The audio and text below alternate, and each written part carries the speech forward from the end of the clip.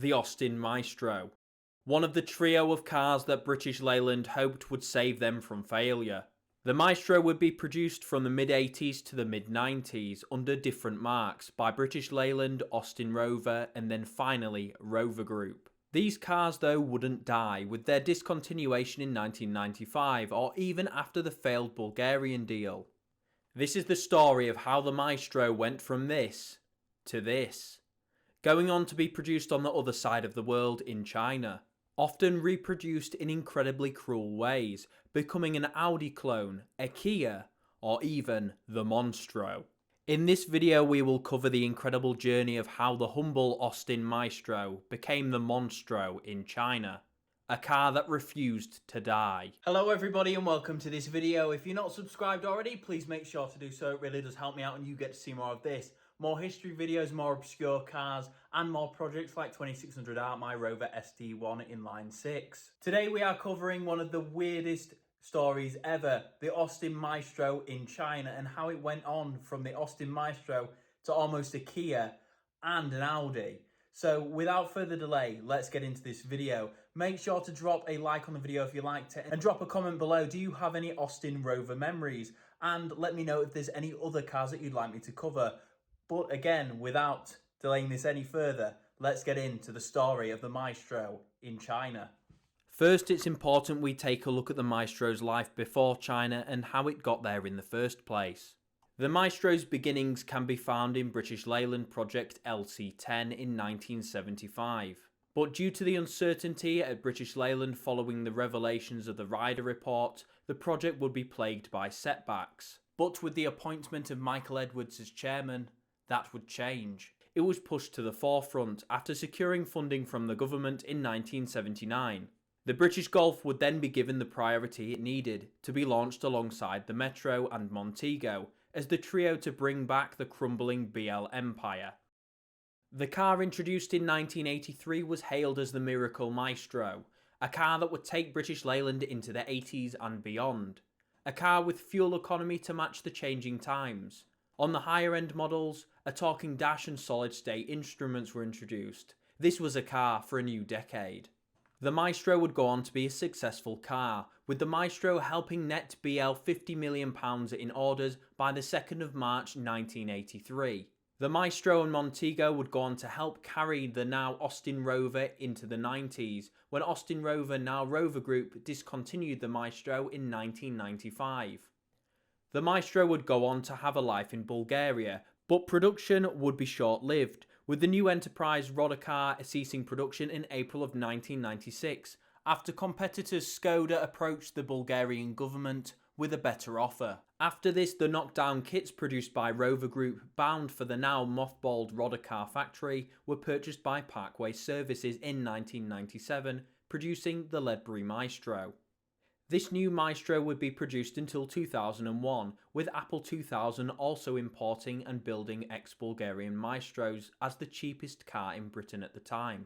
You may think after 18 years of production, the Maestro's journey was at its end, but in 1997 the Maestro would go near global, being purchased by a company 5,400 miles away, in Qingdao, China. The tobacco company Etsong was looking to capitalise on a newly mobile public, thanks to the country's up-and-coming economy. After the success of the Hillman Hunter as the Paykan in Iran, a British car was the obvious choice, and with its now struggling car industry in need of cash, success would come cheap. In 1998, a deal was struck. The Maestro's tooling and rights would be sold to Etsong Tobacco Company for £11 million.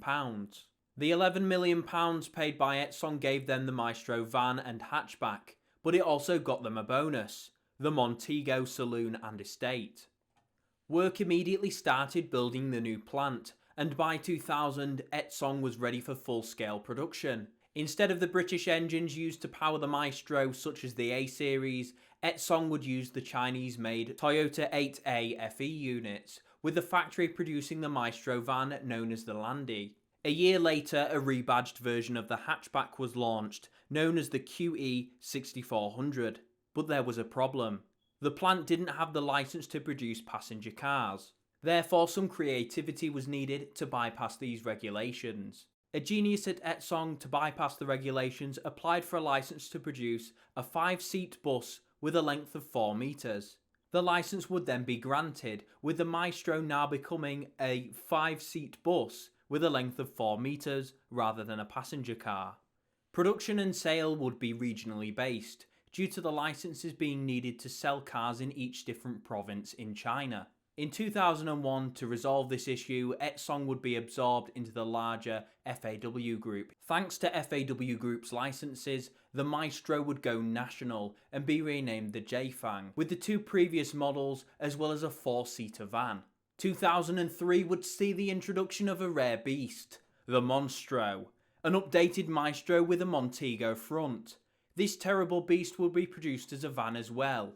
Many would regard this as the most atrocious Maestro ever made, but they were wrong. You may think the Monstro was the last update to the Maestro, but it gets worse, much worse. In 2005 it would be updated again as the Labou CA610UA, probably the saddest and most terrible looking thing you've ever seen. Unfortunately, the Maestro was not a success under Etsong and FAW. The factory was built to produce around 160,000 units per year, but the demand simply wasn't there. The plant would be sold to SAIC, ending production of the Maestro in China at 3,000 units in total. The Montego, even though the rights were purchased, would never enter mass production, with only 2 test cars being made. An updated Montego was explored, such as this concept shown here, but it would never see production. This is the point where you're supposed to think the story is over, but as you can see by the video's duration, sadly for the Maestro, we are far from over. Another Chinese car company, Yemi, would purchase the tooling and rights from Etsong for the Maestro van in 2008, updating the car again, continuing our familiar friend's suffering, this time being powered by the locally sourced Geely 1.5 litre engine. The Maestro's story in China, above ground at least, would end here, with the last model being produced in 2010 being a 7-seater van. But something was lurking underneath several cars: an Audi A4 Avant, a Subaru Forester, this, and a Kia Sportage, the heart and soul of a Maestro. Yemi would go on to produce several cars based on the Maestro platform. The first car of this series would be the Yemi F99, produced in 2009, which looks like a Subaru Forester if you ordered it from Wish. The F16 would be launched in 2011, turning the Maestro into an Audi A4. A year later the suffering would continue, being launched as the F12, a Kia Sportage inspired car shown to the public in 2012. The poor old Austin Maestro, 32 years after its British launch, would see another transformation, being its final form, introduced as the Yemi F16 SUV in 2015. The T70 would replace the F16 and would be a new dawn for the company, based on a new platform.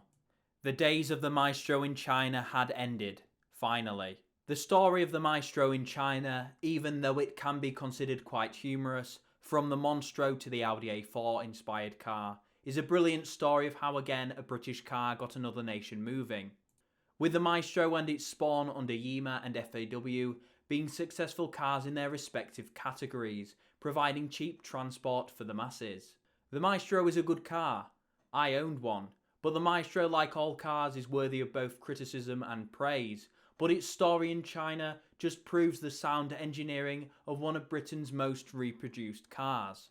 I've got a few more incredible and obscure stories on the channel, including lost prototypes in other cars abroad, and how we even saved some prototypes ourselves. I've even got a vlog series on my ownership experience of my Maestro, from when I first bought it to when it eventually blew up. I'll link those in the description below. Big thank you to China Car History, who are an amazing source for information on this topic. But as always, thank you for watching, keep watching and remember to subscribe for more of this, and I'll see you in the next one.